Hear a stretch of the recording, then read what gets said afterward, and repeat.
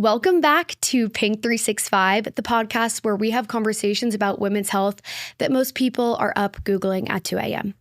Before we start, I want to thank our sponsors, MBC Cure and Cancer Culture, for supporting conversations like this and helping move real progress forward in metastatic breast cancer awareness and fundraising. Today's guest is Dr. Ann Peled. She's a breast cancer reconstructive plastic surgeon who's flown in all the way from San Francisco, California to join us today, where she's been doing this work for over 10 years. She's a mom of 3 and works alongside her husband, Zeev, who performs surgery with her, so medicine is very much a family language in their household. Her practice focuses on helping patients not just treat cancer, but think about life after treatment, including nipple-sparing mastectomies, preserving sensation when possible, and reconstruction approaches designed for long-term comfort and function.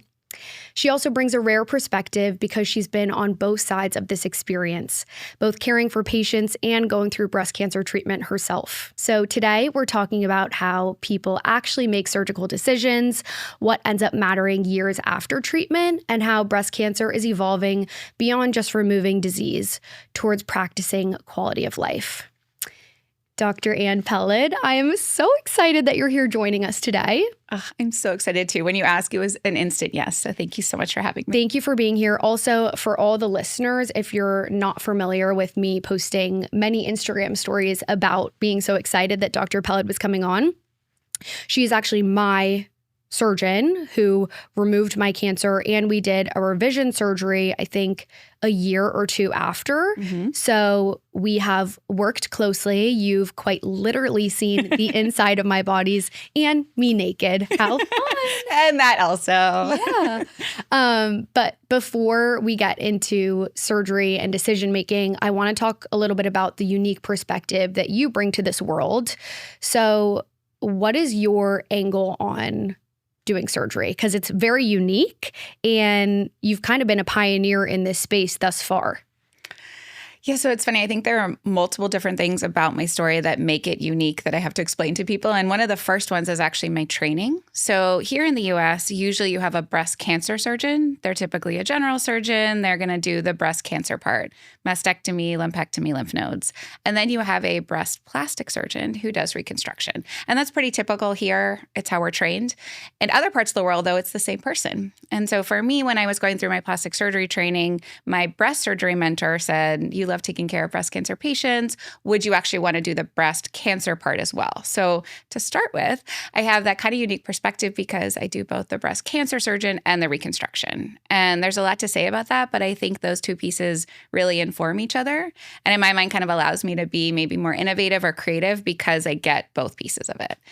So that's kind of the first one that I'm often explaining to people. And then certainly the second one is that you mentioned is being a breast cancer survivor myself, being diagnosed young. We can get into that if you want, but I think certainly that perspective has definitely changed all the ways that I think about this. Incredible. And then can you talk about how you work with your husband alongside you? Because Zeev was actually on my case as well. And I remember we worked closely also. Like he showed me photos, iPhone photos, which I think is maybe untraditional, but I asked, I was like, if you have any iPhone clips for my surgery, can you show me my nerves? So that's another fun one. So when we met, it was very Grey's Anatomy. I was a medical student. He was a chief resident. He saw me in a conference. It was like a whole thing. We got found out when we were in a conference together. We got to get Starbucks at a meeting and we saw everyone we worked with and we hadn't told anyone yet. Like it was just very Grey's Anatomy. Oh my gosh. But fast forward, we got married.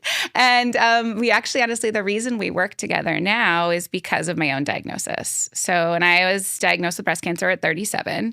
At the time, I think a lot of people in their 30s would choose to have a double mastectomy. You know, you're young, you get cancer young, probably what many people would choose. But for me, I knew, like one of my friends said, she puts on her sports bra after double mastectomy and doesn't know it's on. And I couldn't fathom what it would be like at any age, but especially in my 30s, to be thinking about being numb for the rest of my life. Yeah. So I had a lumpectomy.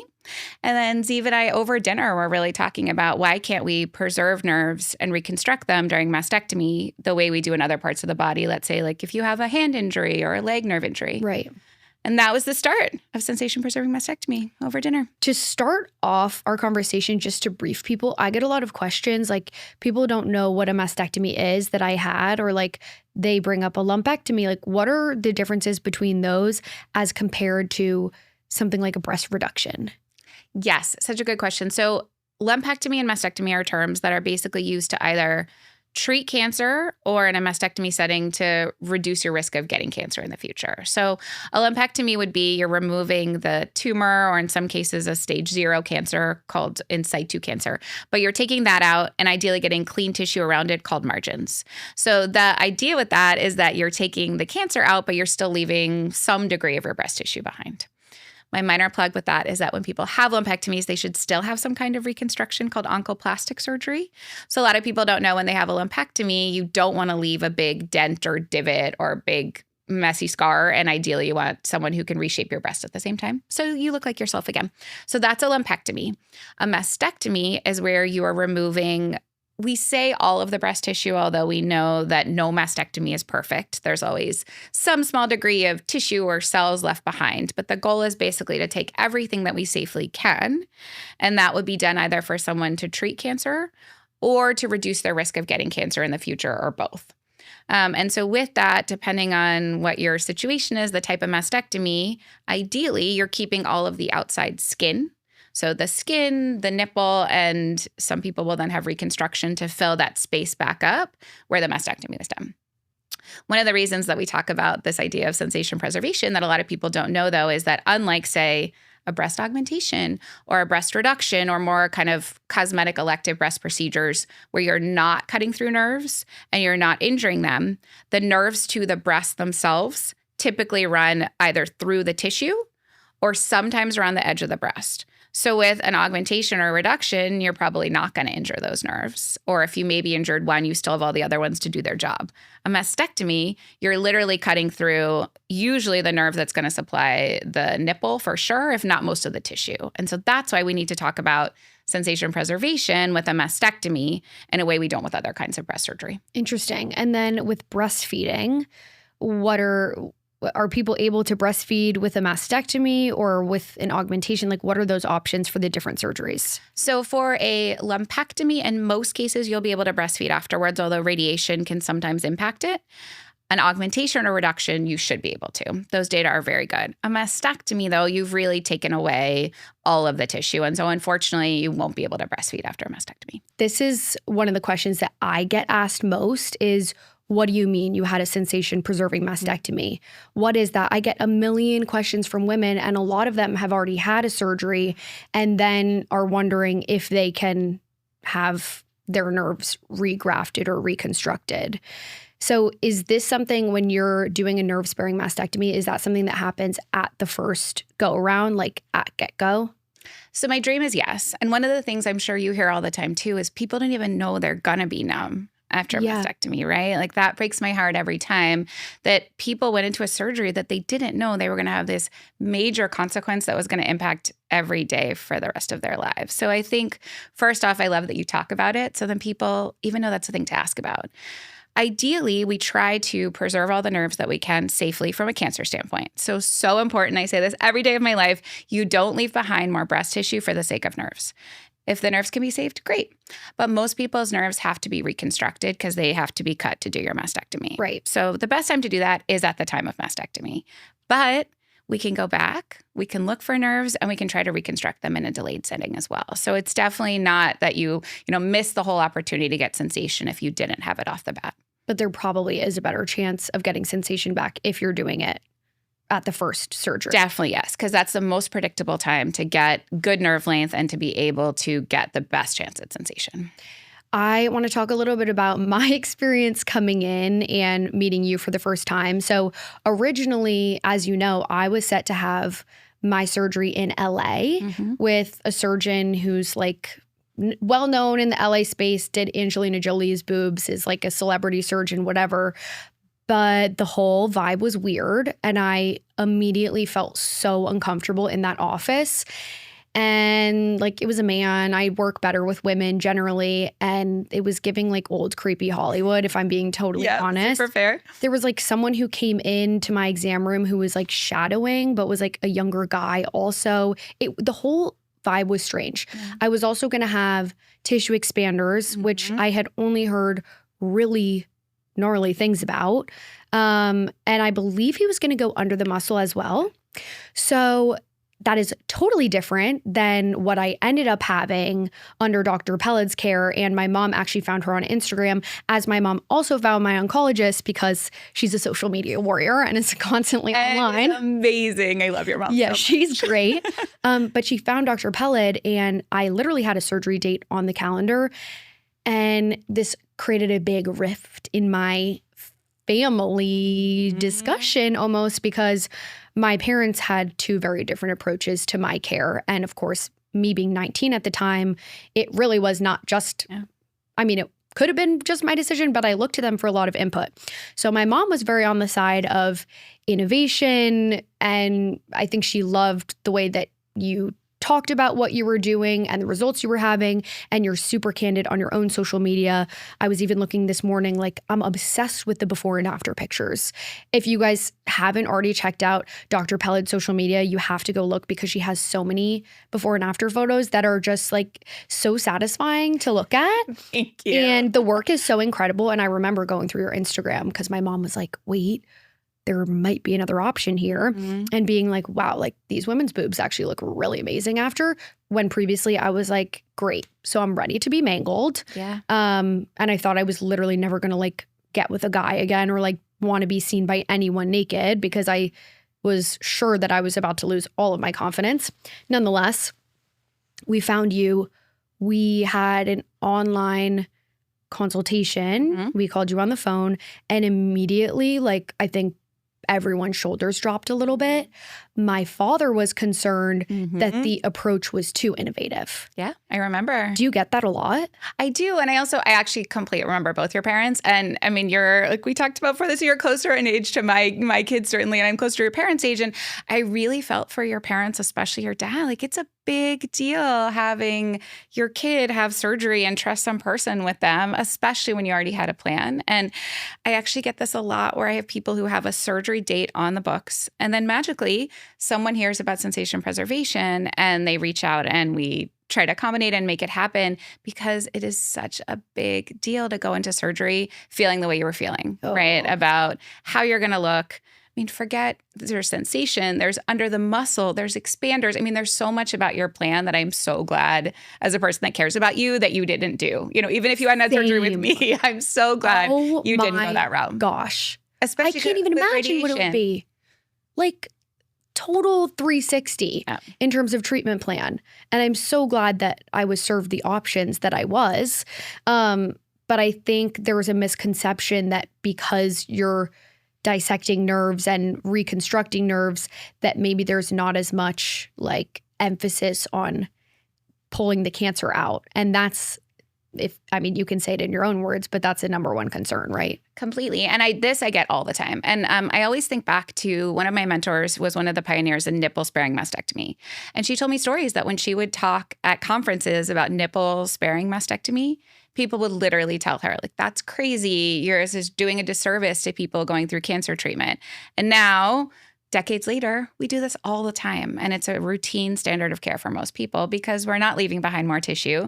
We're just keeping the outside. And it's the same thing for the nerves. And I think it's really hard. It's actually been a huge stretch for me to be pushing the envelope and innovating and pushing back and dealing with all the stuff that I see out there. I really wasn't expecting that when I started just doing this to want to do better for women. But it's been great for my own growth to be out there and really making sure that people get better care, right? And I got to have this myself when I just had my recurrence. And so I think all the time, like, if I hadn't pushed this and I hadn't advocated, maybe I wouldn't have gotten to have the surgery myself when I had my recurrence last year. And so I think every day, like, it's worth it if even a few people are able to hear about this, tell their friends, get options, and people like your mom find me and other people doing this work out there. Absolutely. Okay, so to clarify, the first breast surgery you had was a lumpectomy. And I think this is so incredible that you discovered or created nerve-sparing mastectomies at the time of your initial diagnosis over the dinner table. Like, that is true innovation that is led by patient experience. And I think that's where we see the most growth in the industry, is when we can join expertise and patient experiences, which you have quite literally combined inside of yourself. Like, it's so amazing. No, I love that perspective. And I often tell people too, for advocacy, right? It's so important that patients talk about things, right? Because ultimately I can be out there talking about sensation preservation to surgeons, to people in health tech, to device people, and they may not get the importance. And it takes one person, like someone like you, getting up there and saying, like, this mattered so much to me that I was willing to fly across the country, go to someone, that maybe my dad was worried about for understandable reasons, that felt very innovative, but did it because I knew it really mattered. And now this is something I advocate for others. And that's honestly what changes care. And in your experience as being a patient on the other side of things, like, why does sensation matter? Why is that so important to quality of life? And why should we be advocating so hard for that? So people don't know what they don't know, right? In so many cases. And it is so crazy how nerve injury leads to so many downstream problems. So even if you take a step back from sensation, when you injure nerves, they form balls of scar tissue called neuromas that lead to chronic pain. So studies show 60% of women have chronic post-mastectomy pain syndrome as a result of nerve injuries. Oof. 60% of people are walking around with chronic kind of stabbing or tight pain in their chest as a result of their mastectomies. And if you don't injure nerves and you reconstruct them, you basically eliminate that problem. So that in of itself is an amazing reason to do it. But then sensation is so complex and complicated, and it's everything from nipple sensation to having your breast play a role in intimacy and sexuality, which is huge. But it goes well beyond that too. It's things like, if you can't feel your chest, you can get burns from heating pads. You can burn through your skin and see your reconstruction. We see that. You can get sunburns. You can get people who don't know where their breasts are in space, right? Like, your breast falls out at the gym because you don't know where it is, which you hear all the time, right? Yeah. You don't know how you fit into space. So I heard someone talk about how they were on the subway, and if you can't feel your chest, you don't know if people are like in your space and getting too close to you, right? Like, it's so vast, and it impacts your day every single day if your chest is totally numb. How large is the area that your chest would normally be numb with a more traditional, or in this collarbones to your belly button? No. Yeah. Collarbones to your belly button. Right? I don't know how good I have it. Like, that is crazy. Well, like, you think about, like, when you go to the dentist, right? And they give you Novocaine, lidocaine, and they, like, you feel like you're like, my whole face is numb. Just imagine that collarbone to your belly button. Woof. So I put out a question box on Instagram before this, and a lot of patients were asking, or patients, I guess, a lot of my audience has experienced breast cancer or has family who has. They were asking what my sensation is like. And I actually, since I'm not even near San Francisco, I haven't been back for like specific diagnostic testing. I don't think that's what it's called, because it's not diagnosing anything. I haven't been back for sensation testing. But I can say that my sensation has come back over a long period of time. Like, it wasn't like, oh, you wake up from the surgery and like, voila, like your sensation is set. Like, it took months to years to actually get like a good idea of what my sensation would be like. And it, like, at one point I was like, oh, I think this is it. And then it has grown over time. Like, nerves are constantly rebuilding themselves. Isn't that right? Completely. And I think the other things that are really good for people to know. So first off, when people have both chemotherapy and radiation, both of those things affect small nerve endings. So we say, which is so great, that people often do get sensation, but it takes a good year to two longer. And you had both of those things. So that's part of it.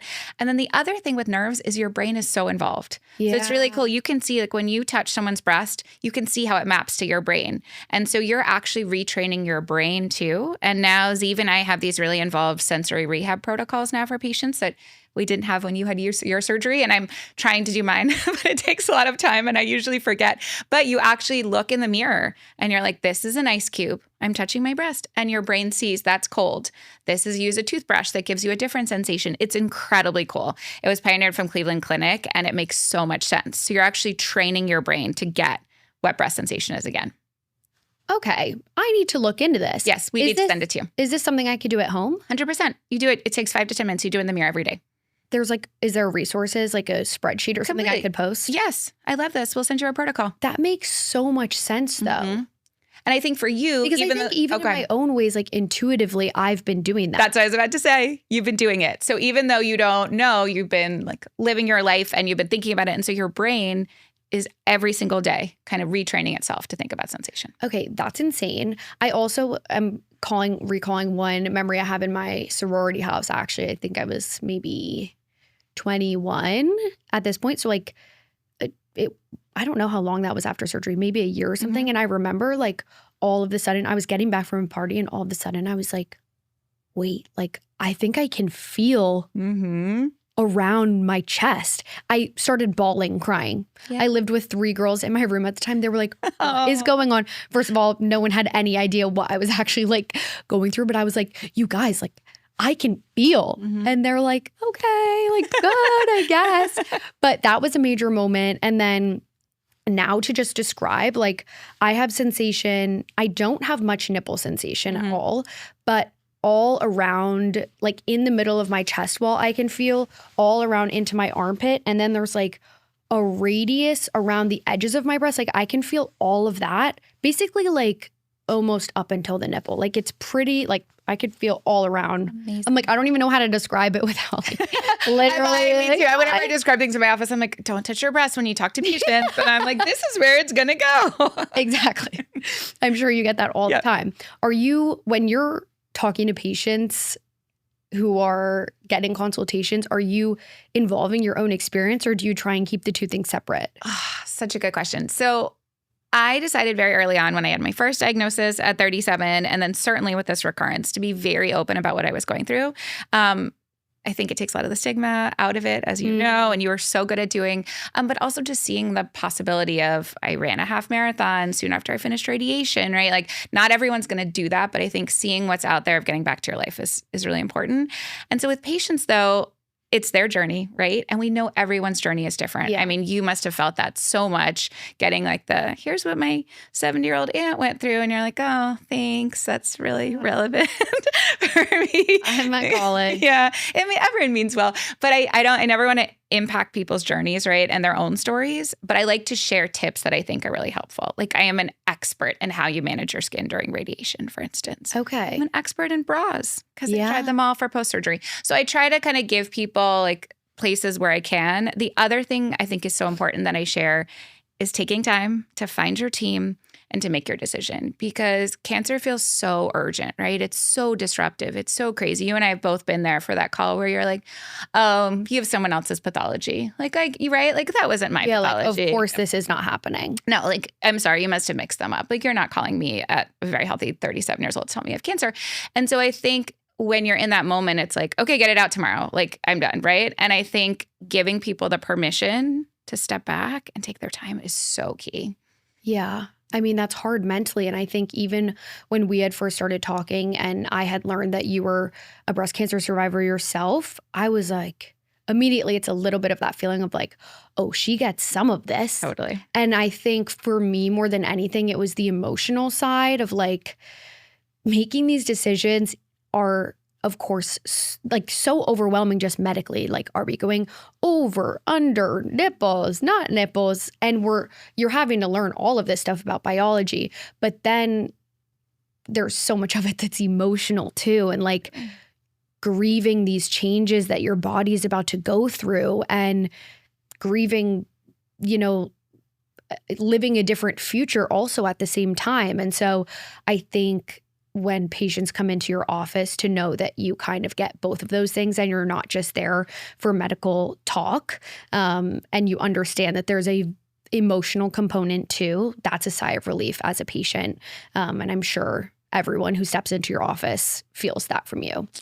Thanks. I'm really glad you felt that. And it's one of the reasons I do share, because I love when people come in, they're like, oh, I've seen your website. I already know your story. I'm like, yay, that's why it's there, to have that feeling. But I think one of the things people always ask me, like, what were you most struck by? And not only do I have a husband who does plastic surgery with me, my sister and mom are breast radiation oncologist.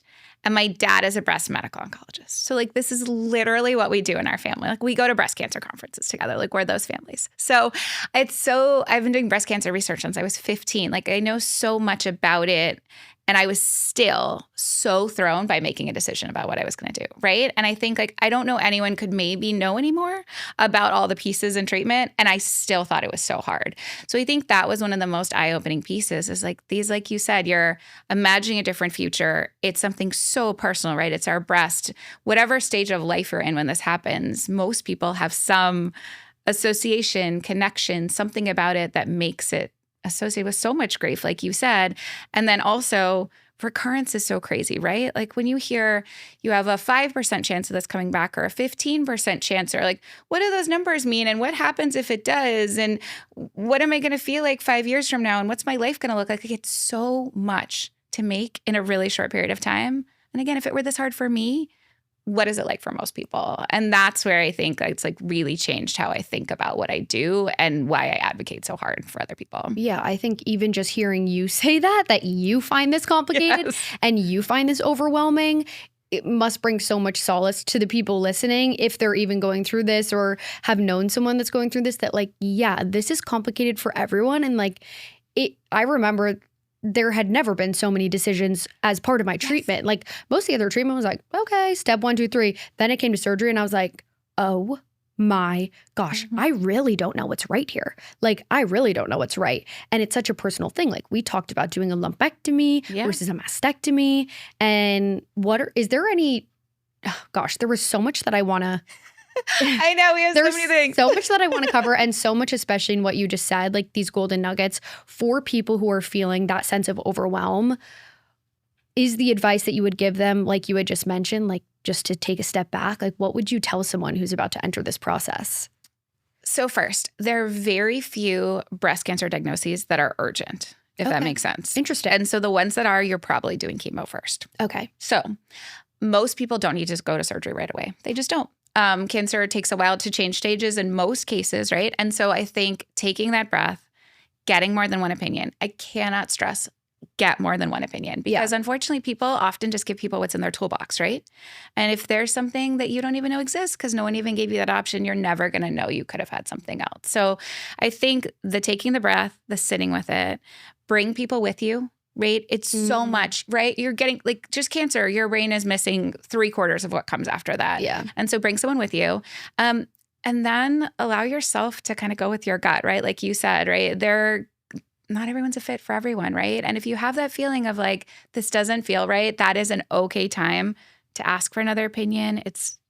You're the only person that wakes up in your body, right? Like my feelings aren't going to get hurt. No other doctor's feelings should get hurt because someone wants to talk to someone else and get more information. Right. Yeah, that should just be an automatic part of the process. Completely. And you do kind of feel like you're dating around a little bit. So I remember like going to cancel my surgery and being like, oh, sorry, found someone I like more. Like I had to break up with them. You do. But that literally changed my whole life. Mm-hmm. It did. It's very important. And I think in a time where so much is swirling around your head, like being able to be brave enough to choose the agency instead of surrendering, because it's hard not to do that, to just surrender and go, okay, just give me the thing that's in front of me, Exactly. and we'll get it over with.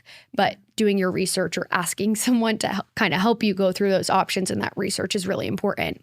The other thing you talked about was how you were given a diagnosis at so young, despite your entire family being in the space and doing breast cancer research since you were 15. And still at 37, you were diagnosed with breast cancer. Like, what are your emotions going through that? Is it, and then I think like, I mean, not to jump ahead, but kind of to the point of like, you can do everything right.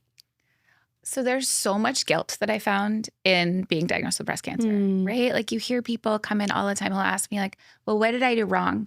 Or, oh, it was this thing, or should have had kids younger, or I shouldn't have taken hormone replacement, or I should exercise more. And it's just heartbreaking because it's like it's stressful enough that you just got diagnosed with cancer and then you're beating yourself up about it. But I hear this all the time. And so I joke, it's my like very long, you can be a 37-year-old vegetarian breast surgeon triathlete and still get breast cancer, right? Like you can be a very healthy 19-year-old college student and still get breast cancer. Like it's just, it is what it is. It's really prevalent. And I think there is so much to be said in the idea of there are things that are out of our control, right? Like when I was in med school, I was walking to med school one day and I still don't remember, I got hit by a car a block away from going to med school. And I woke up in the CT scanner and had to have a little surgery. Everything was fine. But I think back on that all the time, right? Where it's like things change so fast and things happen that we literally can't do anything about. And I think that can be really overwhelming, but it can also be powerful to let that guilt go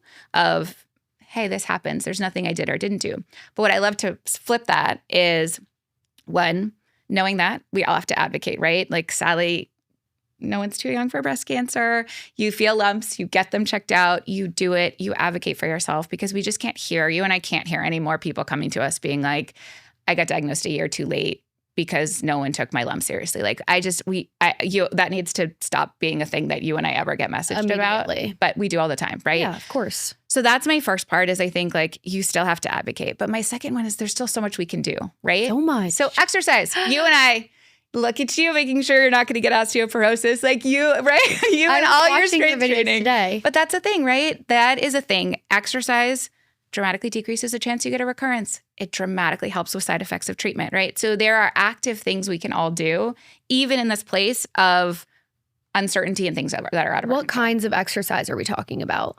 So for side effects of treatment, and that's everything from hormone blocking medication to chemo to healing from surgery, really, even just getting out and walking 30 minutes 5 times a week, it counts. It's enough. It's awesome. It's also really good mentally for you to have that space.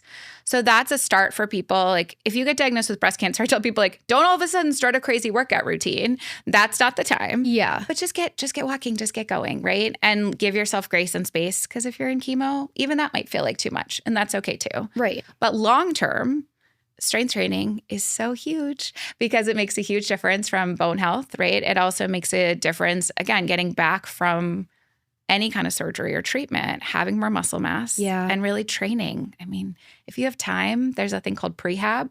So if you're a previver, for me, I knew I had this recurrence, and I had 3 months because I had a lumpectomy. It's a long story, but I had it out first because I needed to plan for my mastectomy. Okay. So I had 3 months between having my cancer out and having my double mastectomy last summer. I used all the time for prehab. I remember watching your I did all my stories and stuff, videos. right? And that felt so powerful to go into surgery knowing I was as strong as I'd ever been. Yeah. Right? And those are the things. But for you and anyone else, strength training is going to be your key for getting through things in terms of long-term bone health and being strong for everything that could come. What do you feel about cardio? So I love cardio personally. I love cardio psychologically. It's good for your heart. There's no question. But I think a lot of people feel like, oh, if I'm not going to be running marathons, like I can't do cardio. Right, exactly. You're like, yeah, you're either like a cardio person or you're not. Exactly. And it turns out there's tons of data that actually hiking and just like being in kind of that, you're still talking with your friends, but getting cardio is a perfect place to be. Going even for like a very brisk walk. That's cardio. 100%. I need to get more in that headspace because I either am like in my running phase or I'm not in my running phase. Like I'm out of my half marathon era. And now I'm like, cardio, like it's haunting me. I know I need to get back into it. You're going to start hiking. This is what I do. Honestly. Where in this fine, jungle? Fine here. But the Stairmaster I can do. You can also, your bridges here count. You're those bridges. You got elevation going over and back and over the bridges. Mm-hmm. Listen to that. There we go. But I really do take most of my calls now that I can walking. I talk to my therapist. We take our calls on walking rather than video, so I can get in some cardio. So I think you can find those moments and you can make time for it. That's actually a normal thing now that I think COVID totally helped for all of the havoc that it wreaked on this entire world was like, now we can take calls hiking. Mm-hmm. And that's a lot better for your health. 100%. And it is. And again, I think it can be so daunting, right? I know you and I both, when we put things out there, we both know that people are going to make comments that you wish they didn't back. And one of the things that has been the hardest for me when I was putting out my journey of recovering and healing from this double mastectomy that honestly I really never wanted, right? Not that anyone does, but I really didn't want to go through a mastectomy. And this recurrence really threw me emotionally, and being able to be strong and get through that was like such a huge thing. And then putting it out there like, hey, look, this is what I'm doing. Here's where it is. I'm not saying everyone has to, but I had people making comments about how I was making recovery look unrealistic I was going to set people up for having complications by telling them they needed to be doing this. And it was very eye-opening. One, it made me be very cautious because I don't ever put it out there thinking like, this has to be you. You need to be running half marathons. You need to be doing this. It's like, no, you do what you can and where you can. And I thought I was getting that message across, but maybe I wasn't. So it was helpful to rework it, but it was also helpful to kind of be like, you know what? Everyone's going to come with the stuff and they're going to come with and the baggage and the trauma. And ultimately, I have to put my blinders on a little bit and do what I need to heal myself. And if you want to come along with that journey, great. And if that's not the right one for you too, like that's okay also. And it was very eye-opening to kind of get those kind of comments and realize people are all coming into it in a different place. And again, I had to just absolutely make sense for me. I had one of my friends, Sydney Toll, on Pink 365, and she's in active cancer treatment, and she gets comments all the time when she'll go for a run or go for a hike or go to the gym. And people are like, you can't be doing that. Or how is she doing that? And people thought there was a whole thing. People thought she was faking cancer. How was she going for a 10-mile run when she was in the middle of treatment? And gosh. We've been through this whole story, and she had a extremely eloquent, profound episode on her whole story. But like one of our key takeaways from that episode was like, it's okay to be active in cancer treatment and in recovery. You told me to even go on a walk after my mastectomy, and I felt really good actually after my original mastectomy. I went for like a nice walk in the redwoods, right? Uh-huh. We went to the Redwood Park or love it. All the San Francisco things while I was traveling. Yep. And I got to see beautiful trees. I think it was literally like the day after my mastectomy. I went for half an hour walk, and like it was slow. I wasn't running through the park, but I was allowed to saunter. I didn't need to be bedridden for like and actually weeks. Shouldn't be. And psychologically, right? Like that probably felt really good, right? Here you are, like you getting to see some beautiful things in our Bay Area. You're getting some fresh air. You're getting out there. You're getting to think about something else besides, sitting there wondering what your drains are doing. Like it's only a good thing. So, but I'm really sorry your friends had that experience, because again, in my mind, it's like, how incredible is that to show what is possible and also what are different ways that we heal? Yeah. Because there's no question exercise is healing, not just physically, but psychologically too. I want to talk about something you said in there too, which was like that you really didn't want to have a mastectomy. Is that because you see them all the time? Like, what is it that was part of your experience that you were like, I do not want to have that, and yet I perform them maybe multiple times a week? Yes. So when I first got diagnosed, there were many reasons, but one of the reasons I really didn't want to have it was the sensation piece. So happy that I thought that was going to go better. Zeev did do my surgery. It was really nice. My team actually, I never would have thought to ask him if he wanted to do my nerves. I wanted to let him just be a patient, be my husband. And then my team said, if Zeev wants to come do your nerves, he can. And it was actually really funny timing. I had this patient I'd become really close to. Her husband is a psychologist. They were there that day. They knew about my diagnosis. And I happened to bring it up with them. And the husband looked at me and he said, well, did you ask him? I was like, no, I feel like I should just protect him. And he's like, do you think he's the best person in the world to do it? I was like, 100%. We've done thousands of them. And he was like, you should ask him. And I asked Zeev. He looked at me without hesitation and was like, yes, I want to be there and be able to do that for you. So it was like, really? Do you think he didn't want to step in without you asking first? For sure. I think he wanted to be protective of me and I wanted to be protective of him. And I get that's, in and of itself was like a whole thing about, operating on family members and what that means. Isn't that a thing? Like I see that in Grey's Anatomy, is it not? When like someone's brother comes into the ER and they're like, but you can't put Owen on the case, right? So there's not actually any legal thing around it. In fact, cosmetic surgeons are very known for operating on family members because then it like costs a lot less if you have cosmetic surgery done that way. But I think the main idea is really just trying to make sure that you're doing the right thing. And I think for me, it was a very nuanced piece of it that really, truly, there's no one else better to have done it. And I think that certainly we were like very well informed about how it went, but it was definitely a real thing. It was a moment of pause for me. So I think having the possibility of sensation preservation, because I don't know, right? It's 6 months. Yeah, right now, this month.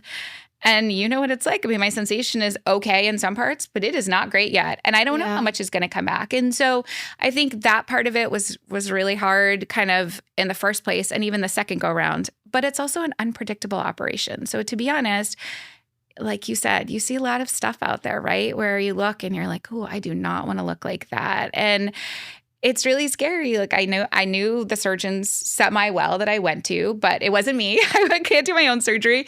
And I was really worried. And it's an adjustment, right? You wonder, like, what are my breasts going to look like? What are they going to feel like? Am I going to be able to work out and do everything that I want to do? Like, I still have this one spot over here with the mesh that we put on the inside.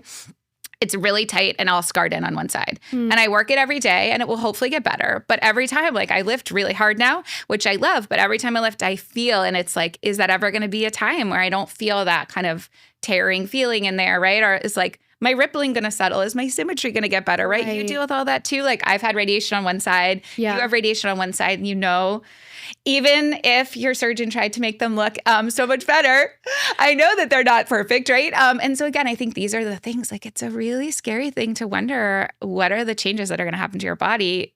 And are they ever going to be in a place that, you feel good about? And it was really scary going into them, as you know. I hate that you have to experience that. And like all the things you talk about on a day-to-day basis, it's like, okay, well, now that's kind of happening in my body. Some of them, not all of them, but then we get to realize, like, there's an adjustment, right? There's like that new normal concept that people talk about. Totally. Is very real. And I think about what are the things I can control, right? Absolutely. And I love my breasts now. Like, I feel confident in them. And yes, they're not perfect. And like, we did do I think it's called a revision surgery, because I had reconstruction immediately with my mastectomy. I'm like, knowing all the lingo now. But we had a revision and we did liposuction and did some fat grafting to kind of soften my implants. I still have a little bit of rippling and asymmetry because the radiation is just so tough with like continually. I still like feel like even after years of having radiation, it's still sliding that breast more upwards. But I feel confident in my breast in ways that I like never thought was going to be possible. And I love that I was able to make my size a little bit bigger. Like, that's a component we had talked about. And I think we should even now. Like, I was excited I had like grown up with a small chest, and I always like wanted bigger boobs because I was just like had seen all these women, and I think that's like put on us in society and all of this whatever. So when I had the opportunity to kind of enjoy some of the cosmetic benefits, there's a lot of nuance there because, of course, like, I had so many friends say to me, like, free boob job. I know. And I was like, can you shut up? Like, you're dumb for that. But do you get that all the time? Oh my gosh. Like, what is your feeling about that? All the time. Ugh. So this is part of my informed decision when I talk to patients, right? Is that on the one hand, I'm a very overly like optimistic, positive person. I think like we have control over so many things and we can have really great outcomes. Like I always say, this is as good as it's ever been for breast reconstruction, right? Yeah. We can do nipple sparing, we can do nerves, we can do over the muscle, we can do direct implant. Like it is as good as it's ever been. It's never as good as having a breast augmentation. It's never as good. And you do breast augmentation. I do. And they're super predictable operations. People can come in and be like, here are my lovely B-cup breasts and I want to be a full C. And I'm like, yes, I'm going to put in your 200 something CC implants and it's going to be an hour later and you're not going to need a revision and you're going to love them. Like breast augmentation is a beautiful, predictable, awesome, minimal recovery, minimal downstream effect on your life surgery. It just is. Mastectomy is not that. And I think, again, especially with some fat grafting, we can get beautiful results, but it's just a bigger adjustment. And so I think that you get a free boob job is like my heartbreaking thing when I hear where I'm like, it's not. But the silver lining you talked about is real. And so I think in the right hands, like we can do direct implant reconstruction where people go a little bit bigger and they do get to actually ultimately have breasts that have something, whether it's that they're a little bit bigger, they're a little more symmetric, whatever their situation is, we can make them better. And that's a really fun place to be in, right? Yeah. That we're in that world now where we can treat your cancer and also maybe have you have breasts that actually have some benefit to having gone through all this. Yeah, absolutely. I mean, all my friends now are like, and I think they don't see me like fully naked all the time, but they see the way that I will use like a sticky bra or like a bra on a night out. And like, I love fashion. I love tops. Like I found tops that just like make me look incredible. And you'll see like I'll post reels or TikToks like with my bichongas out and be like, look how good, like thought I was going to be botched, but I'm not. And I've even like posted things that's like, thank you to my surgeon, like obsessed. And that's like not the place I would ever be in. But I think it is so fun to like using some like boob tools, whether it's a bra or like things to like put them in the perfect place. I feel so confident. And my friends, like when they see me on a night out, they're like, all like, I don't know. They're just like, wow, you have really perfect boobs. And I mean, you look amazing, Miranda. I have to say, it's watching you and how much you put yourself out there. I love so much because I literally am like constantly getting like, how is your post-op care going? You know? And I remember when you were posting, you're like, oh, I know. I see them every day. I see them and they look amazing. But I remember when you were going through, you'd healed from radiation and I saw this thing of you and you were in this super cute bikini. You were like pack surfing and I went to be like, do I DM her and be like, Miranda, are you wearing sunscreen while you're healing from radiation? And they looked so good and I was so happy, but also like, Miranda, sunscreen. So I was laughing. I'm like, I love that I'm like seeing you on Instagram and being like, but also. Yeah, you're like, you're not supposed to be skateboarding a week post-op. Could you please like calm down, put on sunscreen and get back home? No, but I love it because I really like, again, I think your confidence shines through so much. And again, I know that there's so much that goes into it, right? Like there's, everything from having gone through chemo to having, right? There's so much I know that goes into to get to that point, and I know how hard you've worked at it, but it is so beyond inspiring to watch. When I see you, I'm like, yes, like you can tell you feel really good, and I love that you've gotten to that point. I love that, like the DMs I get from women all the time that are like, who did your, like all the time, people are like, who did your surgery? What did they do? Like, I'm confused. You look so amazing. And like, of course you can't, like, you're not seeing me naked online, but like, people get enough of an idea. I'm very open online, like physically, emotionally, like with everything. I'm kind of bearing all, where like people have a good idea and are like, yeah, your boobs look amazing. And people need to see that, right? That you can feel that way because, again, so disruptive, right? Going through cancer, getting this diagnosis is so disruptive at any age, but especially young. And I think knowing that someone could end up on the other side of it in a place that you are, it gives so many people so much hope. That they too are going to get there someday, right? This moment you're in right now, it's not forever. Yeah, absolutely. One other thing I want to talk about in terms of like future proofing or like things, actionable items that we can do outside of exercise, is there dietary changes that I'm not sure if you talk to patients about this at all? Like, you're not a nutritionist, right? But like you're a normal person who's seen all of these conferences and all the ins and outs of the breast cancer world. And like, I'm sure I've listened to 10 million talks about nutrition and breast cancer. Yeah. So I always start this by saying, again, like it's no one's fault, right? It's not what you eat or don't eat. And I think that's kind of the thing that's tricky with what we call lifestyle factors, whether it's alcohol, whether it's nutrition, right? Exercise is one of them too. But it's hard for people to not hear this recommendation and be like, oh, I caused my breast cancer. So I'm starting off with all that. Again, I do the same when I talk about it, but I always do that caveat. I will say from a nutrition standpoint, there's no clear like magic, this is going to be the thing that you don't get cancer again or you don't get cancer in the first place. But we definitely know that rainbow diet concept is very real. So eating bright colored fruits and vegetables, really trying to optimize your antioxidants in that way can be incredibly helpful. Sugar, processed foods, we all should be minimizing anyway, and those are probably related. But there's no like, you can't eat this ever again, or you have to only eat this. Like it really is a true moderation, fill up your plate with lots of bright colored fruits and vegetables. You're doing fine. Again, I can't even stress, like Dr. Peled's Instagram, you'll post different photos of like food or like, oh, look at this plate is so bright. Like it's fun to see. And it's a good reminder of like, yeah, we should be aiming for a rainbow plate. Or like, I love I don't know which month it is, but maybe like December challenge of exercising. And like you have those different little squares that people can fill up. Like there's a lot of actionable reminders on your page of what people could be doing or like different things to just integrate and add into their life. And I think it's fun to make it, for all of us, something that feels positive, right? It never feels good to be like, don't do this and take these things away, right? Yeah. Whereas I love the idea of what it's like to try to cook for my family and have that rainbow diet concept, like we do a lot of food with bowls where everyone gets to pick the toppings that they want. Ooh, and that's a really like cute, fun way for everyone to get involved. And then similarly with alcohol, right? Alcohol is a big hot topic. There's a lot about it. And I think a lot of people feel like they have to stop drinking altogether to avoid getting cancer. And that is super, if that works for you and that feels good for you, great. It's not a choice that I make personally, and I'm very comfortable saying that. I try to keep it to 3 to 5 drinks a week at most. And that's really, I think, where the data is probably where you should land if you're worried about getting cancer or getting a recurrence.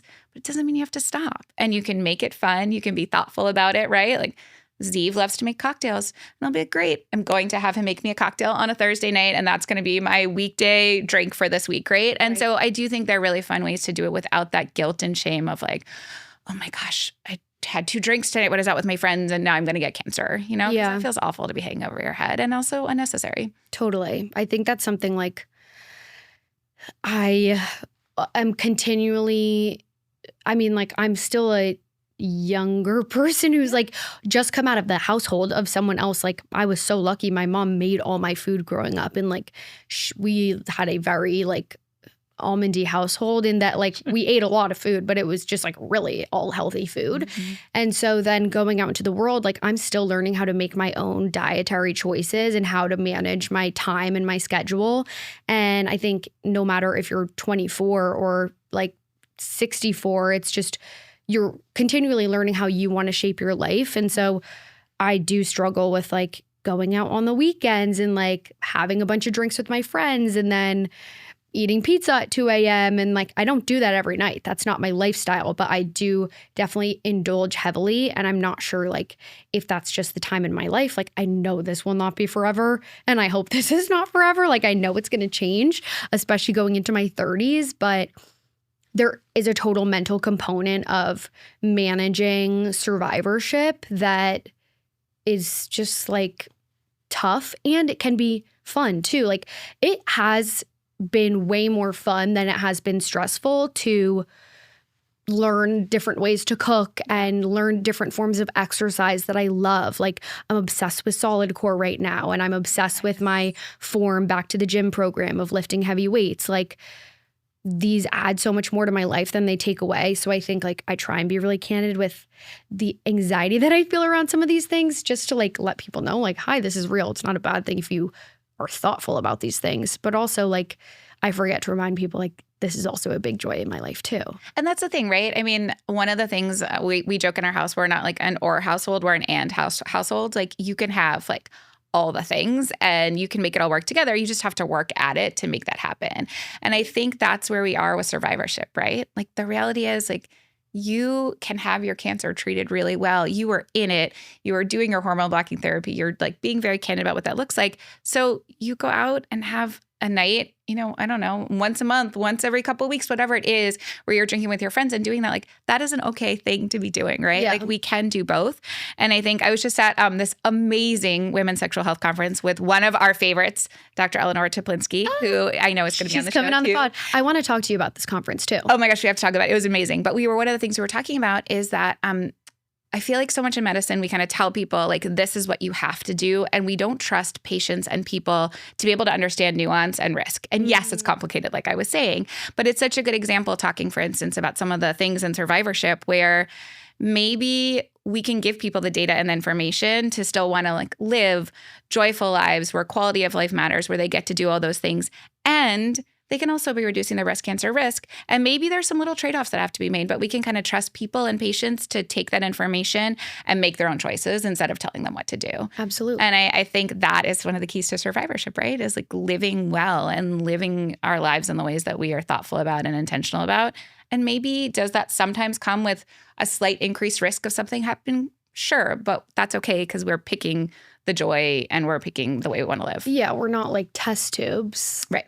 You know, I think there's a lot of like biohacking and optimization and all of this. And like, it's amazing. Like, I think the wellness landscape we live in today is just, it's incredible. And a lot of people are going to be increasing their overall health. But like, I'm not a robot. Like, I'm just a girl who wants to have fun sometimes too. And like, what would it have been worth it to go through all the things that you did if you don't get that, right? Like, that's the thing, right? Like, yeah. You didn't go through cancer treatment to like sit in your house and be sad, right? No, so exactly. Yes. We're doing great on time. Yay.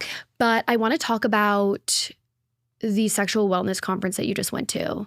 What did you learn? What were some key takeaways? So this was both Dr. Toplinsky and my first time at this conference. And literally I was like, oh, these are my people. And the reason for that was because it was being in a whole room. It was something, I heard 700 different kinds of physicians, physical therapists, psychologists, people all focused on women's health, sexuality, quality of life, and all committed to advocating for people to do better. And I'm rarely in rooms like that, right? When I go to surgery conferences, it's like, hey, here's the surgical technique and let's talk about complications. And like, yeah, we have great outcomes. They look nice, but we're not actually really bringing patients into it. And this was so patient-centered. Wow. So one of the things that I love so much is Dr. Toplinsky was on this panel and it was talking about hormone replacement therapy. I know this is a big one for both of us, actually, but hormone replacement therapy and breast cancer. And again, I one time posted something about even thinking about having a conversation about taking hormone replacement therapy if you'd had a history of breast cancer. And I literally comments on being like, this is like, what did someone say? This is like giving crack to drug dealers or something. I mean, to drug addicts. Like, it was crazy. I was like, I'm sorry, what?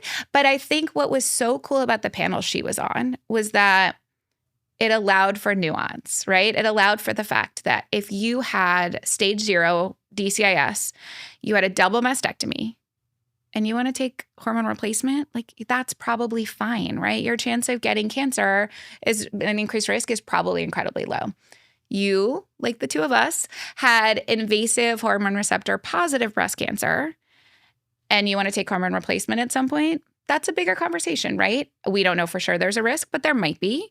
It depends on what your risk is to begin with. It depends on how far you out. Are you really having symptoms, right? Like, do you really need it? Like, but just opening up that possibility instead of like a no one gets this. We're always doing it. Like, it was such a beautiful space to be in where I was like, oh, wait a second. We actually ask people what their preferences are and what trade-offs they're willing to make. That's so eye-opening to be in a space like that with people who get that. I mean, incredible. Yeah. I always say the internet lacks an immense amount of nuance that just is so detrimental to information being received and processed. Like, it's hard to get clear answers online, but I do think when you go to resources like yourself or Dr. Toplinsky, who have a very informed background and then can present information in a digestible way with nuance, like that's the place to go. So we're talking about hormone replacement therapy, and then there's also localized estrogen. Yes. So that is one that wonderfully we have real data on. So vaginal estrogen being used for people who are having a variety of sexual side effects, pain, dryness, all of that data across the board are safe. Whether you had no history of cancer, whether you had invasive cancer, stage 0 cancer, the amount that gets systemically, meaning in the rest of your body, absorbed is so low. And that is definitely safe and doesn't change your chance of recurrence. And I love telling people this because that is a huge one, right? That so many people just suffer through silently because we don't even ask the questions in the first place about if you're even having sexual side effects. So they don't even know that's a thing they should talk about. And then when they do, they're told, oh, you can't have vaginal estrogen because you had hormone receptor positive breast cancer.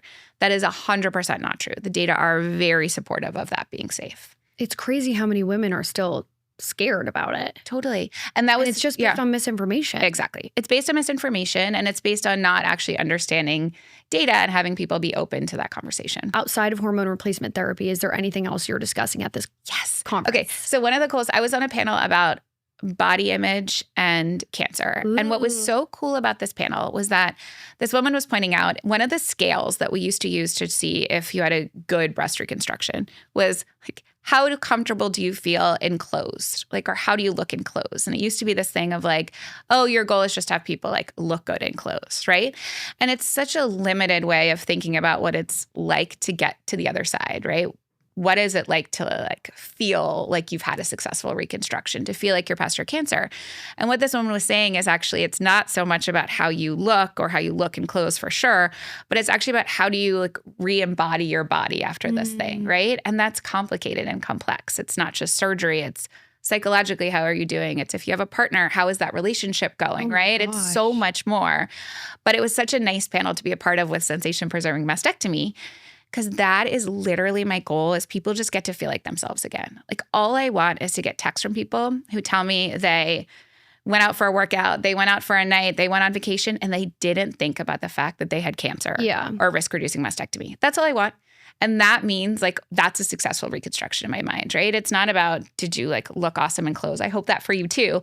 But it's actually about you got to feel like you moved past this thing and you don't have a daily reminder of having gone through the super traumatic experience. I think that's so metaphorical for just like the changes we're making in the women's health space in general and how we used to look at women really not long ago at all as just like little dolls or little versions of men.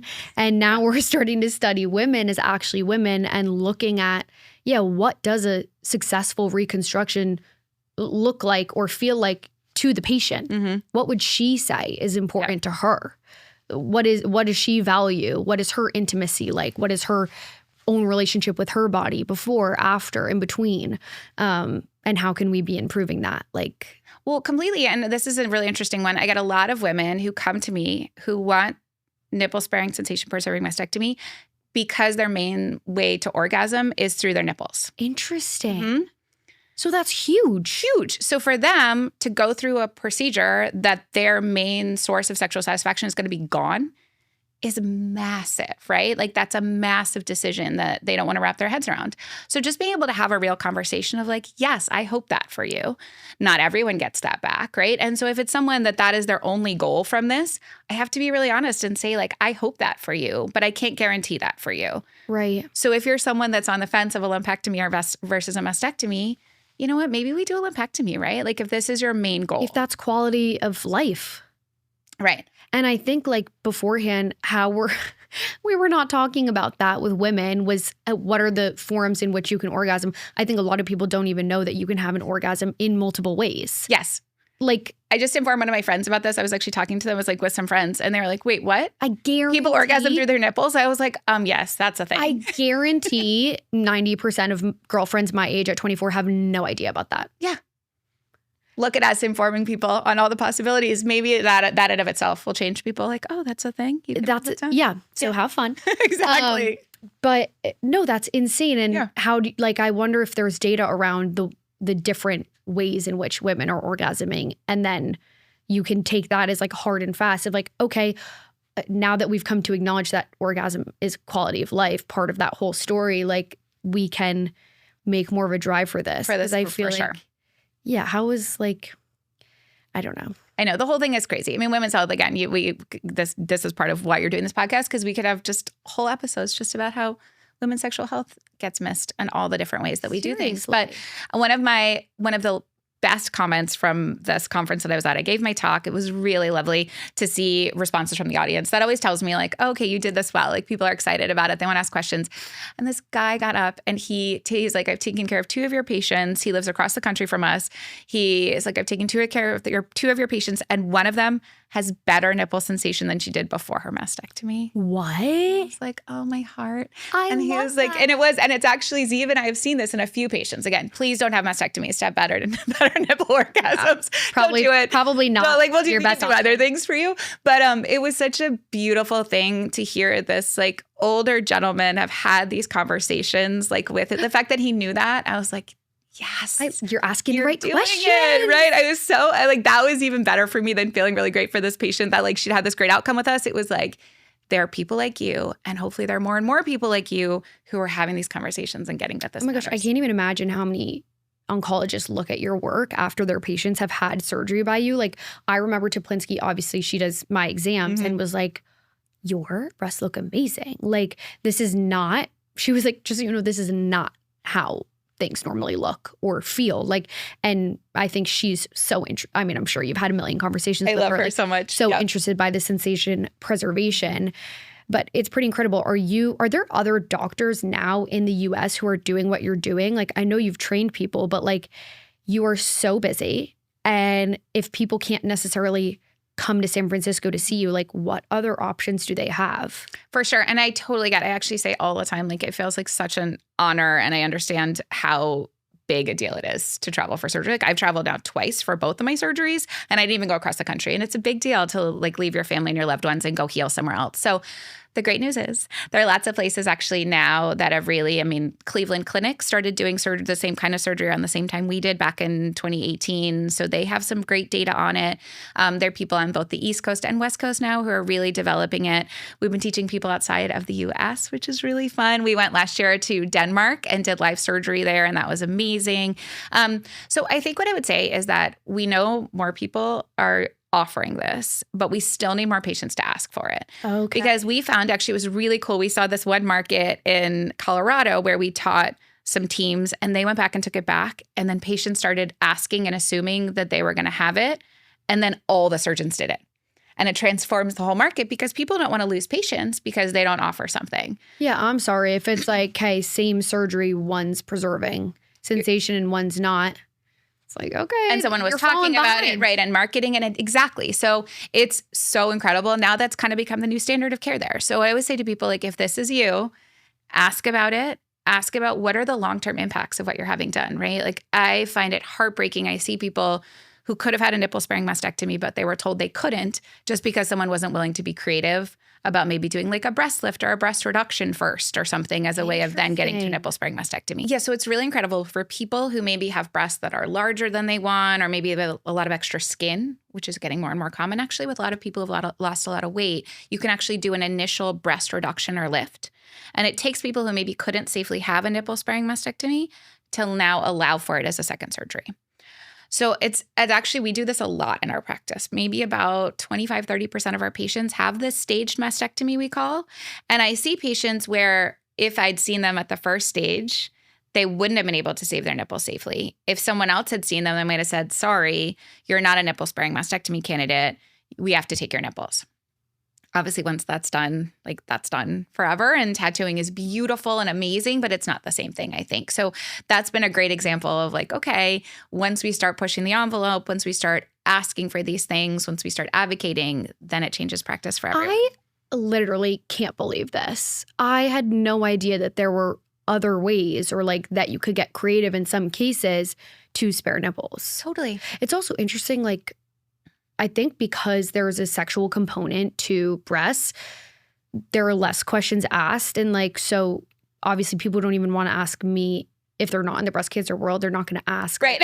But I have had your nipples. I have had certain friends who are like, so do you have your nipples? Yeah. Because I think they've heard of maybe their aunt or someone in their family or someone they know who like has not had their nipples, which of course, if you're talking to anyone who's had breast cancer in the past, like maybe past 10 years ago, like they probably took their nipples. And so people think that I don't have nipples when I do. But I had a consultation originally and yeah, she was like, don't think we're going to be able to keep them. I can't even imagine that. Right? Because what is it? That my tumor was close to my chest wall underneath my nipple. Is that why I wouldn't have been able to keep it? It's hard to say. I mean, I kind of, to be super honest, I give talks where I say there's almost no reason we can't do nipple-sparing mastectomy in everyone. Because really, truly right now, nowadays, unless you have tumor like growing into your nipple, you should be able to have a nipple-sparing mastectomy. And I still see all the time women being told they can't. So frustrating. Yeah. And like, why isn't there a primary channel where this information goes out? And it's like, I'm so confused why this is all still so confusing. And like, I'm so glad that we're having conversations like this that can amplify the amount of choices that women have. Like, because how are they supposed to know? Oh my gosh, this makes me so angry. Well, also what makes me also very similarly angry about this is that people go to certain places, right? They think they're going to like top-notch cancer centers. Right. It's the place you go. It's the place everyone goes. And that may be true for some things, but it's often not true for everything. And I'll give you an example. I review papers for our plastic surgery journal. It's one of the jobs I have. I'm an associate editor, and I review papers that come through that people have written. And there is a large cancer center that will go unnamed here in the US that submits papers on their breast reconstruction outcomes and mastectomy. Something like 80 to 85% of their patients in these papers didn't have nipple-sparing mastectomies, okay? So we're talking 10 to 15% of their patients were allowed to keep their nipples. I trained at a place, at UCSF, where I didn't even learn how to do nipple reconstruction because almost 100% of our patients had nipple-sparing mastectomies, right? So I always write in my comments for these papers, I'm like, even though it wasn't even on nipple sparing. I'm like, please explain why only 10 to 15%. Because I'm like, I want to call it out every time when people submit these papers to be like, people go to you, amazing cancer center, because you're like one of the best in the whole US and people think they're going. And then they're told they can't save their nipples. And they're like, oh, I'm at this amazing cancer center. So if they say I can't save my nipples, of course, I must not be able to save my nipples, right? No, and I think that's, again, like nuance. They could be amazing at one thing and maybe they're making like insane breakthroughs in rare pediatric cancer. That doesn't mean they're the most innovative at the surgery that you're getting. Yeah. Like you have to look at who's the best for what you're getting. And also you can divide up your care, right? And this is another one I hear a lot where people are like, okay, I'm getting my chemotherapy at this top-notch cancer center on this clinical trial, but like how could I possibly go somewhere else for my surgery or my radiation, or I want this new kind of radiation that they don't have here, whatever it is. You can. We do this all the time. We share notes. We share pathology. Like it is okay. Like you said, you seek out your piece of it. But I think a lot of people get stuck feeling even pressured into staying in the same place for all their care. You don't have to do that. We're very used to having people in different places and it works just fine. I think people think it's a little bit simpler, but it's actually really simple to send documents out. And that's because and they like transmit to the other person's portal. Like it's so easy. I've done it literally 10 times, but that is not common at all. When people are like, where'd you do your cancer care? I'm like, oh, the places. So I started in New Jersey, then I went to New York, then I went to Southern California, then I went to Northern California, then I went to Texas, then I went to Northern California, and now I'm back in New Jersey. Yep. And listen. And look at you. It wasn't. You're just fine, it turns out. No, I think I'm better off. Yeah. I think I'm much better off. Like, I'm so happy that I went to all the places that I did for the specific parts of treatment. Like, I went to Southern California because I wanted to keep my quality of life while I was going through treatment. Yeah. Like, that's just as important. Did I like that cancer center better than my one in New Jersey with Dr. Chaplinsky? No. But, like, it maintain my quality of life, which was so important. And that was a huge part of my care. It's huge. I think there's that. There's being near family, right? Like I'll hear people who feel like, oh my gosh, I can't leave this place, but all my family, it's like, go to the place that you're going to feel taken care of. Like, again, those things matter, you know? They really do. Yeah. Well, I actually think that what you just said is so huge for people to hear, that it is okay to make decisions like that and to be able to spread out your care in ways that make sense for your life where it is. Because again, I see a lot of people get stuck on that and then it throws off everything because you're limiting yourself. You're not getting those second opinions, those third opinions. You're not finding out what else is out there because you're stuck in this one space. Are people confused when they're like, wait, how do I fly to San Francisco for surgery? And then like, do I have to stay there for like a month or like my whole recovery? Like, what is that like? Totally. My patient care coordinator has put together this really lovely, like patient-centered website that answers all these questions because it's like, wait a second. Can I even do that? Can I fly home? Like I laugh. When I had my surgery, they gave me all these peptides, which is a whole nother thing and exciting space that's still being figured out. But I had all these little needles and I was like, can I fly through TSA with my peptides and my needles? I was like all ready to be like, I'm taking my peptides with me. They didn't even look. Like I was like, they're baby needles, you know, but they just all went through. What are peptides and needles? What's that? So cool. So peptides is very, very new thing in the wellness space about helping with healing. Okay. So my plastic and breast surgery team had me inject these peptides, like inject into my stomach. I was dying. I was like, wait, do I inject into my nipples? Am I getting peptides in my nipples? They're like, no, just they go through your whole body. But they have a whole protocol around peptides for wound healing. Wow. Right? Like, so stuff is just always changing. There's so many amazing things coming. But yeah, it's like, yes, you can fly for surgery. You can fly across the country. You can fly home. You only have to be in San Francisco for about 8 to 9 days after surgery.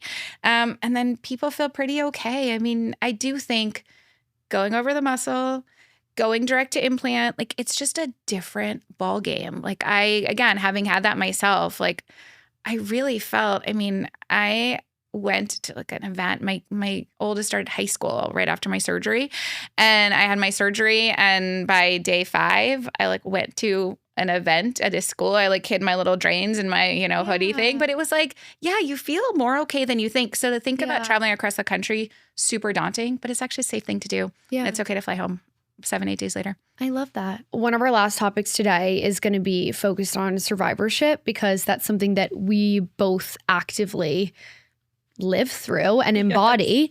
When we're thinking about survivorship in terms of breast health or mental health, like what are some things that you either discuss with your patients or you wish were discussed more or like you feel like are missing in the space? I think I love that we're learning more about the long-term impact of things, right? Again, you and I both know we've both talked a lot about the rates of cancer, especially breast cancer, are rising in younger women. Yeah. And we're treating people really well.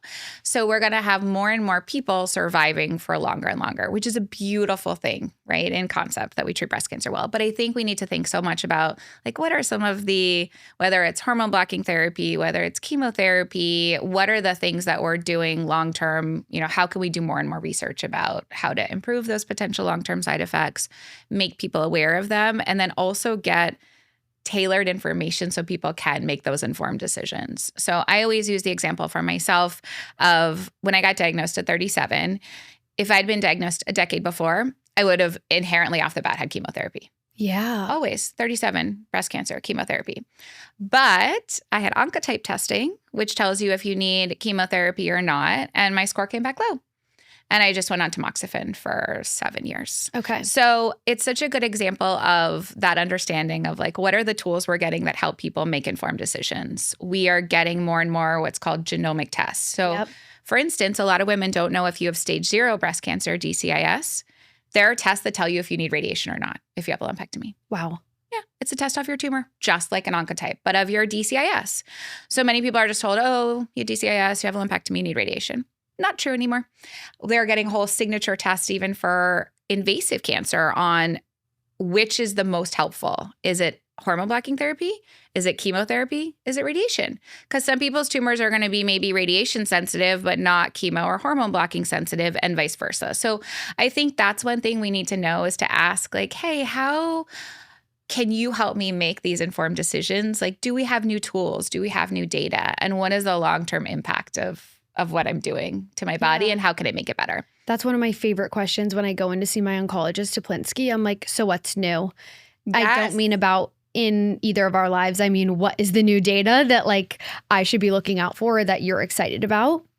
The other thing is like, since I was diagnosed at 19, we're looking at a long life ahead. And like that also has changed my care because it's not that precedented. Like we are now increasing my, I think it's Lupron from standard of care, which is 5 years to now 10 years. Yep. So that's going to impact my bone health a lot.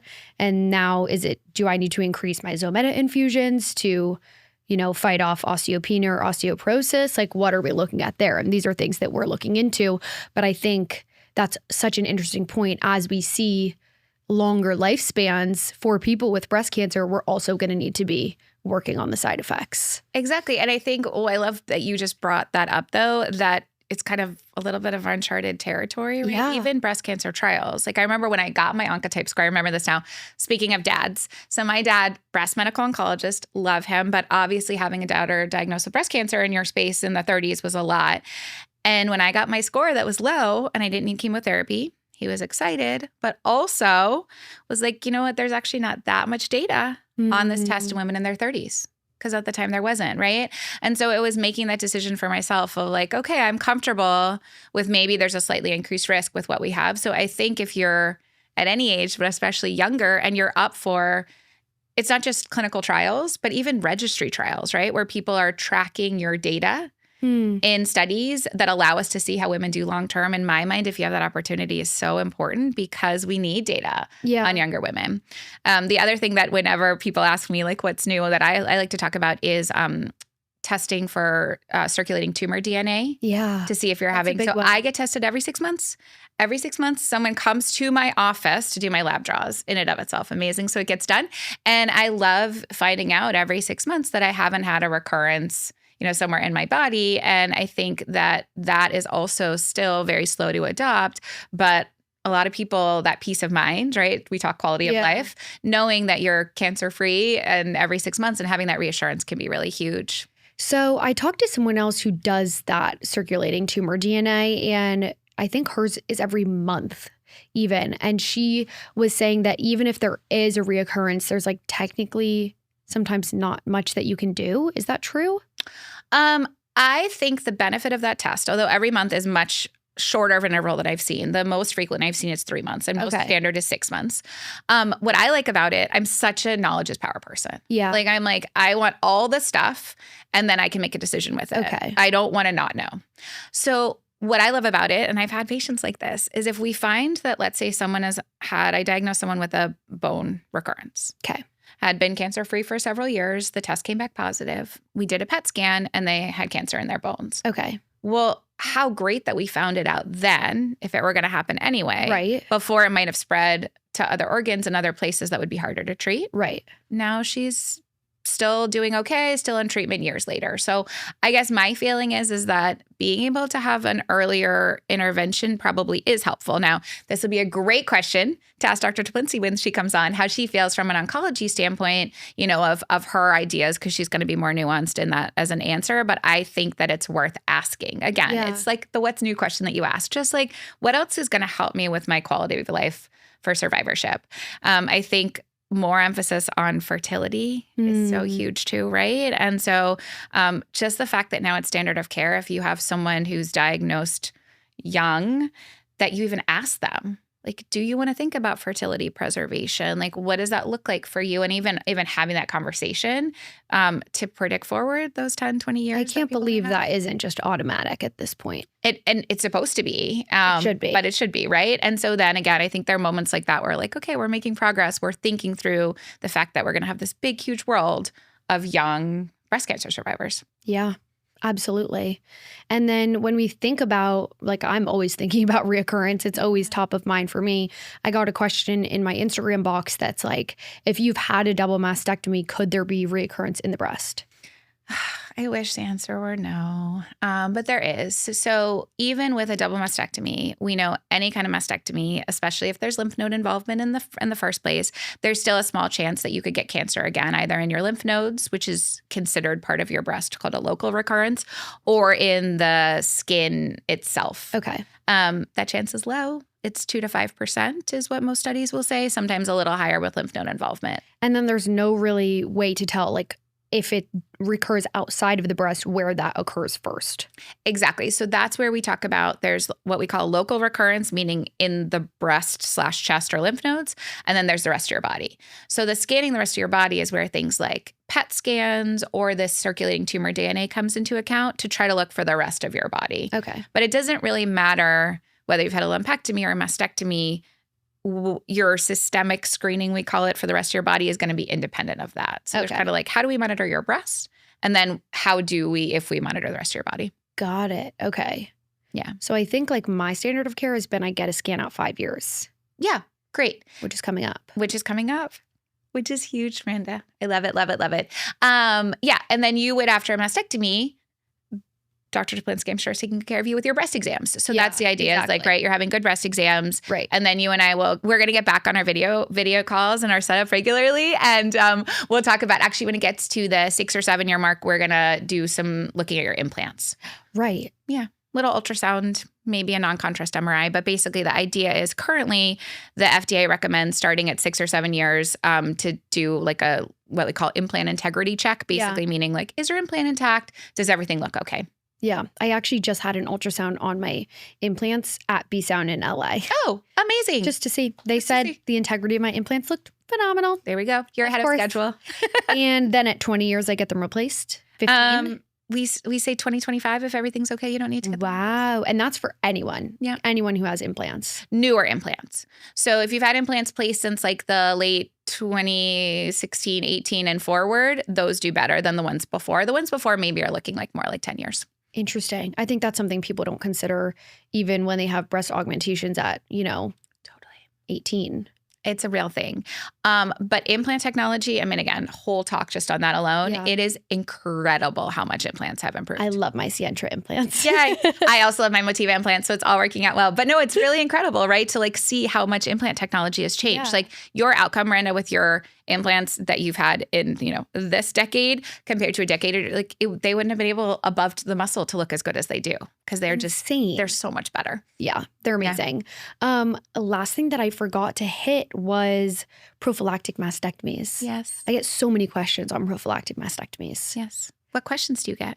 Young women who have tested positive for BRCA, who are wanting to know their options or that it's safe or that if it's recommended. And I think it's becoming so much more prevalent because we're hearing more of these conversations and women are taking control of their health and they see what their mom has gone through and they say, I don't want that. Yeah. So yay for knowing your risk. Like if someone asked me big picture what my best advice would be, and again, it may or may not have actually helped us or helped anyone. It doesn't mean that if you know your risk, you know, you're not going to get breast cancer. But if people are asking me off the bat, best thing you can do for your breast health, it's knowing your breast cancer risk. And so figuring out your family history, if you're getting screened, do you have dense breasts? And you can actually use risk calculators to know where your risk is. And so I think once you start there, if you are someone that is at elevated risk, really talking to a breast specialist about options is so huge. And we know that risk-reducing mastectomy, again, it doesn't bring it to zero, but it takes you from whatever number you're starting down to something dramatically lower, that 2 to 5% we talk about. Most people are going to be candidates for nipple sparing, direct to reconstruction if they want it with sensation preservation. Like that's just a known thing. If you're doing this in a risk-reducing prophylactic setting, you should be that candidate. So I think it's so fair at any age to have that conversation. I mean, I've taken care of patients who are 17, early 20s, and they feel very empowered. And this is a proactive step they can do to reduce their breast cancer risk. It is not for everyone. It may not change your survival from breast cancer too, which is important for people to hear. But I think that opportunity to do something different and be proactive and have a different path than you may have seen your family members go through is so important to at least start that conversation. I mean, I think that's such an incredible thing to advocate for. Was it Angelina Jolie who had a prophylactic mastectomy? Yeah, that like blew things up. You can see the rates of genetic testing skyrocket. Just one person. Agreed. And lastly, if there's one thing that you could leave our listeners with, what would it be? I think this is for healthcare in general, but especially when it comes to breasts and all the complicated things that go into it from it being a women's health issue. But I feel like that idea that you get to be the person driving your healthcare, that you are the only person who wakes up in your body every day, that what you want for yourself and what matters to you in your life is allowed to drive your care. Like I think people need to hear that across the board when it comes to healthcare, and especially in the world of breast cancer. And so I think just giving people permission to do something different, to advocate for themselves, their loved ones, to say like, is there more? Is there something else? Should I get more screening? I don't love the fact that they told me this lump was benign, but it still feels worrisome to me. Like those are the moments, right, where I think you can go one of two ways. You can go they told me everything's fine.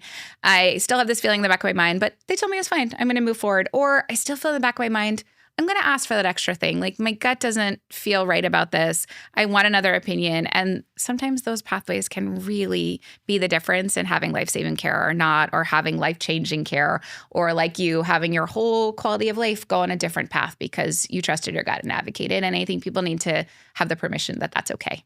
Oh my gosh, I love that.